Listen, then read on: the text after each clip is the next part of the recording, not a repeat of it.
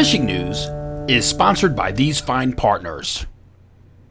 Well, it's the middle of March, excuse me, St. Patrick's Day week for the Irish and Irish at heart. Sláinte to the family, the Simpsons, the Givens, the Judges, the Crowleys, and the Hutchinson clan, wherever you are. I'm Jim Hutchinson with the New Jersey, Delaware Bay edition of the Fisherman magazine. Before we get into the latest bite, let's kick off this week's forecast, kind of highlighting on where we stand with the ongoing circle hook and striped bass Donnybrook and debate. Because, of course, the ASMFC, they met earlier this week, Tuesday afternoon, to tackle a couple of key issues, specifically the definition of bait and what you're going to do with a incidentally caught striped bass if you're fishing for another species. So that meeting was Tuesday afternoon. You can find the full write-up over at thefisherman.com. I think there are about 110, 120 people in this webinar. I think the Fisherman magazine, those of us at the Fisherman, were probably the only media folks I saw there. So I'm going to tell you that this is kind of exclusively available here at thefisherman.com, but let's go through it.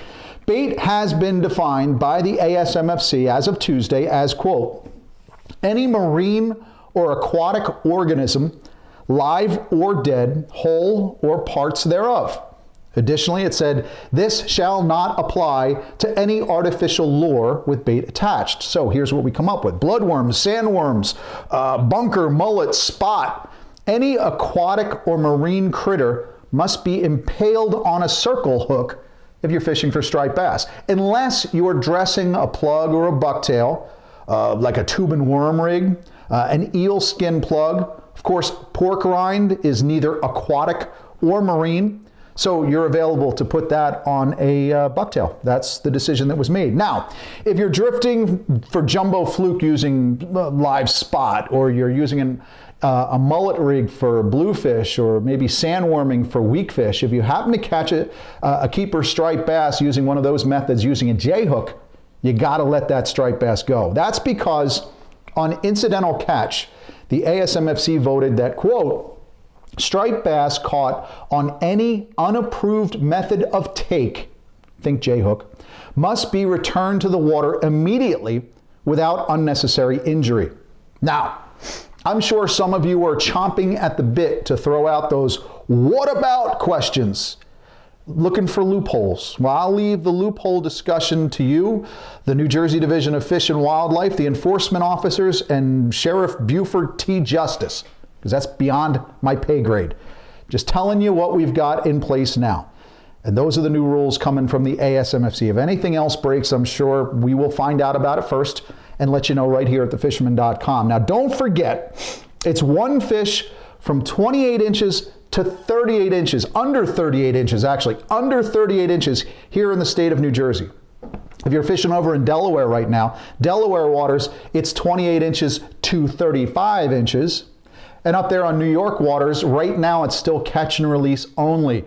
That striped bass season in New York has not opened. It will open in the upper stretches of the Hudson the first week in April, April 1st, and then by April 15th, the season will open up in New York waters. But right now in New York, it's all catch and release. One final note from the state of New Jersey that folks have been asking me about is the State of the New Jersey Striped Bass Bonus Program. Well, it will kick off again on May 15th. The application period should be open by now. It was supposed to be open on Monday, so I expect it to open any day. You can get the application, fill out the application, get your Striped Bass Bonus Program tag for your single 24 to less than 28 inch fish. If you want details on that, you can follow the web address that's on the image on the screen, or simply Google New Jersey Striped Bass Bonus Program, and you will find the division website, give you all the details there. Now, last week, while I was doing the video forecast from Tackle Direct, we had a great tip from Matt Calabria up there at the tackle box in Hazlitt on the wormball. Folks have been asking about that. If you want to see how to do that wormball, go to last week's video. Check that out. I know it's pricey putting all those big, fat, juicy bloodworms, a bunch of them, on one circle hook, but what Matt offered with that piece of thread to hold things in place was really cool. And I think it's especially cool when we're considering these circle hook regulations we've got right now. But one of the benefits I'm finding out in talking to Matt again this week is that the single wormball can catch multiple fish, not just the one fish. Check it out. Here's more from Matt this week. Just wanted to let you guys see. There's the little piece of the rag. There's that non-slipper pollen knot, and there's that hook perfectly in the corner of the mouth. Again, just wanted to let you guys see. So that's the 4th or 5th fish, same worm ball, with a little piece of rag on the inside of it. Alright? Haven't added another piece of bait except for that first few when I got here. And that other piece of bait was the bait I was using from yesterday. Just saying. Now, folks splashing down early this month are getting it done. Chuck Manny, striper hound, he's back in the water. He's got tie men back in the water up there on Raritan Bay. He and the crew have found some striped bass in the upper stretches of the Raritan. I'm hearing the same thing from other guys who have their boats in farther to the south. The Toms River, the Mullica, and also the Great Egg Harbor River as well. Guys who have their boats in and have them launched have a little bit more water to prospect, and also getting it done a little bit more with the artificial. So by boat or by kayak as well. Good thing to keep in mind. If you read the February edition of the Fisherman magazine, go back. Remember the February edition? What was the hot spot of the month? Exactly. Get your subscription to the New Jersey, Delaware Bay edition of the Fisherman magazine. Reason being, the tips that are offered by guys like Chuck and Matt Calabria and Al Ristori and Nick Konicheski, who spotlighted a certain river in February that is absolutely on fire. You guys who get the subscription to the Fisherman magazine get that information early and often. And this month, right now through March 31st, we're offering $5 off. So you can get the monthly edition. You can get digital access behind the firewall at thefisherman.com. And right now it's just $24.95. Go to thefisherman.com, sign up, take advantage of that deal. But in doing the fishing reports this week for thefisherman.com, I spoke to a couple of guys, Jason at Fisherman Supply, Dennis at Hook House Bait and Tackle in Toms River, who said the same thing. Felt that once things warmed up a little bit a couple of weeks back, felt that like the stripers started spreading out from the Toms River out into the open bay. So I'm just wondering what this little cold move does. If it gets cold, maybe the fish are moving back and forth. But there are definitely fish spread out throughout Barnegat Bay, upper stretches of the Barnegat Bay, but they're also still in the Toms River as well. There's still fish to be had from shore. I'm not just saying beach and boat, or not just saying boat or kayak, but guys like Mike from M&K Outdoors let me know that they're still bloodworming along the banks. And it's not just bloodworms, but it's working. Mentioned the wormball is usually just a single hook rig, but most people who have kind of grown accustomed to the high-low rigs of the past, applying those smaller 5/0 circle hooks to the high-low rigs, some of them are doing the double headers.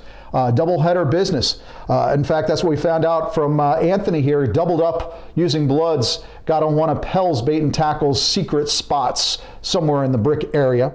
Heading farther to the southern stretches of Barnegat Bay, some winter flounder are getting a little bit more active. Heard the same thing from Bobby at Fisherman's Den in Shark River. A little bit more warmth in the forecast should get some of those winter flounder going, but the folks at Creekside Outfitters in Waretown had Kevin Kovic stop in, hit a bulkhead winter flounder from someplace down there on the Barnegat Bay. Heard the same thing from Greg at Fisherman's headquarters. He said that some of the bulkheads, the street end locations, the traditional spots behind Long Beach Island are starting to produce a few winter flounder as well. Now, we don't hear much in terms of winter flounder when you get to South Jersey, Atlantic, or Cape May County. I spoke with Robin Scott from Ray Scott's in Margate. She said, yeah, there's probably a couple of winter flounder here. Not like it is farther into Brigantine. And of course, up into Barnegat Bay and up along the Navasink, for example.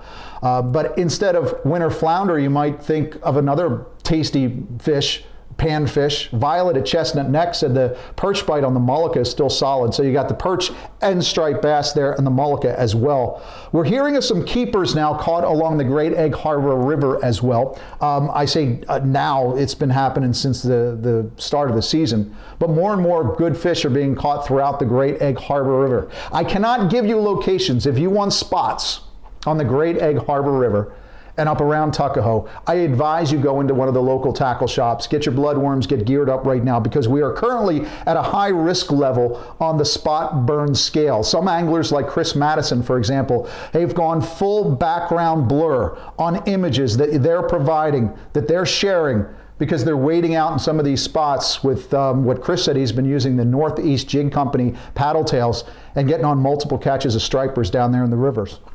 So that's a good sign, a very good sign. We are getting reports from throughout the state as well, from up on the Raritan Bay and off of Monmouth County, down off of Wildwood as well, of gannets diving. You're starting to see those dive bombing gannets. Now, I doubt that it's a bass or bluefish blitz at this point, but it usually happens this time of year, probably because of the herring moving in. We are at that time of year where herring are going to start packing into some of these rivers, the great egg and the mullica as well. In fact, that's when we first start seeing our first ospreys show up, because they're following the bait. I have not seen my first one here in Ocean County yet. I'm looking forward to hearing that chirping of the ospreys. I heard my first peepers last week. That was good, and I just can't wait to hear that black-backed gull, that laughing gull, that cackle. We know that is about the time when things start happening. But again, on that herring arriving and moving into those back rivers, that's about the time we can expect some of those early spawning striped bass to arrive as well. Keep in mind that the freshwater striped bass record, 51 pounds, that was caught up around Mays Landing on the Great Egg Harbor River. That was late in April of 2002 by John Christian. No doubt a spawning freshwater striper, meaning that was a striper that had been out in the ocean before. That was no hybrid. That was a true strain striper that had moved up the river. The only other place that I could think of where you have true strain stripers in a true landlocked environment is out there in Beltsville, out in the Poconos. Some good lakes out there. Beltsville had a little bit of tragedy recently. The ice fishing conditions are not good. We're in that transitional period. But there is some tragic news to report out in Beltsville. For more on that, I hand you over to George, our Pocono Outdoors guy. Well, hey, thanks, Jim. You know, this week, unfortunately, we have to kind of kick things off with a bit of a somber note. You know, we've been talking about ice safety, you know, since the whole ice fishing season started. And unfortunately, last week, right behind me here, my favorite home lake, we had an angler fall through the ice, and unfortunately, he did not survive through it. So, guys, we are always telling you to be careful out here, especially as we get late in the season. Our hearts, thoughts, and prayers go out to him and his family. Unfortunately, you know, these things unfortunately happen, but they can be prevented. Please be safe if you guys get out in that ice, especially up north later this week. But you know, as you can see right now, a week ago there was ice, and right now it's open water, and a lot of the guys are hitting that open water.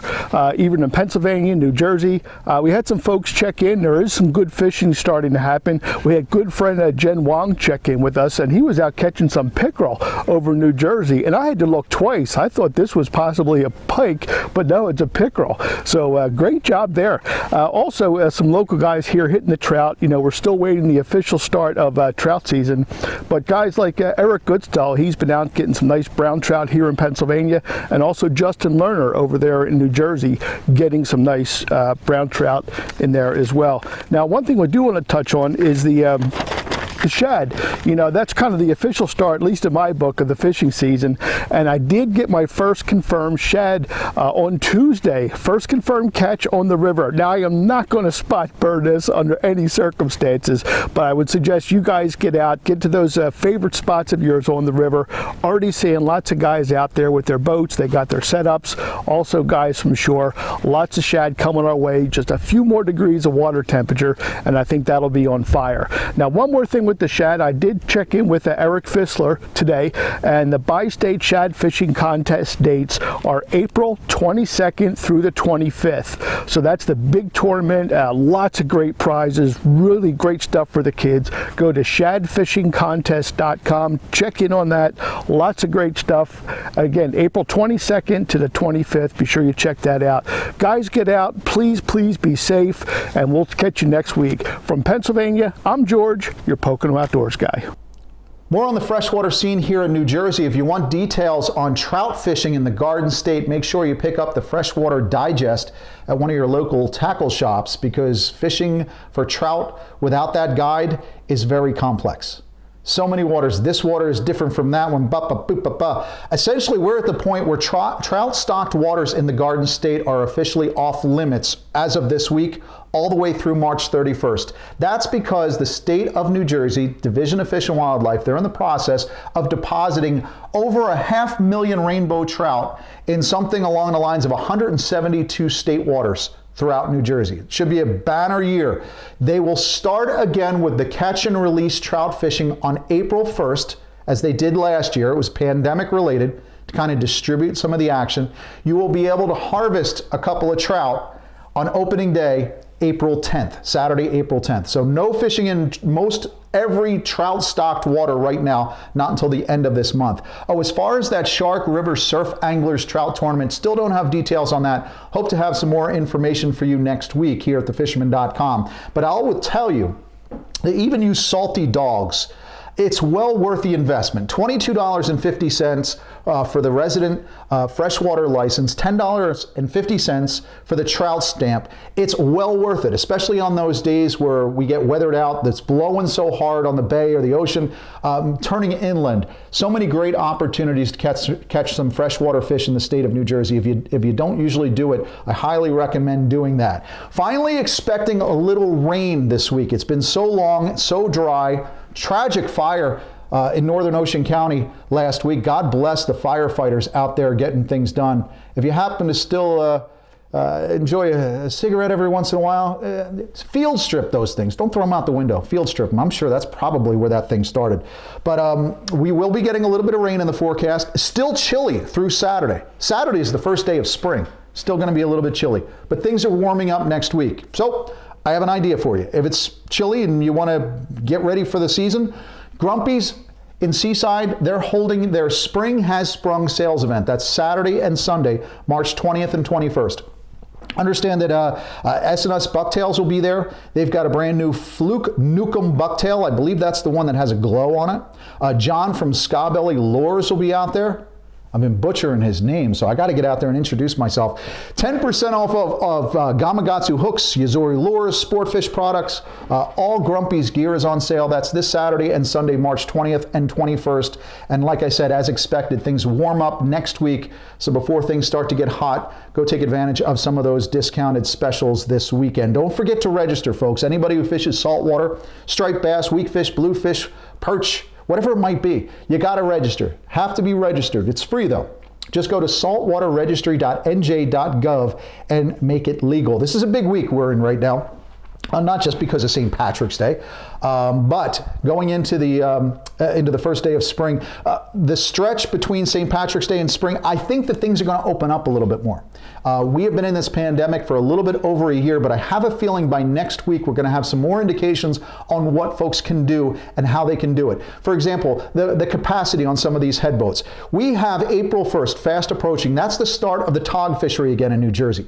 A lot of boats I've talked to, the captains I've spoken to, are all geared up to start striper fishing in North Jersey the 1st of April. So it'll be nice to find out if we've got a little bit more onboard capacity. I'm going to work to get some of that information this week to get it to you next week as we come back with a video forecast here at thefisherman.com. Don't forget to subscribe to our YouTube channel. We are now up over 30,000 subscribers. I can't thank you enough.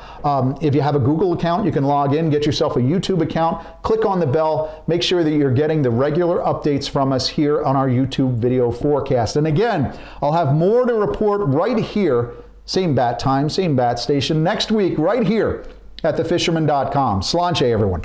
Steigercraft boats, built by people who fish our waters. Serious anglers choose Steigercraft for their 40 years of boat building experience right here in the Northeast and Mid-Atlantic.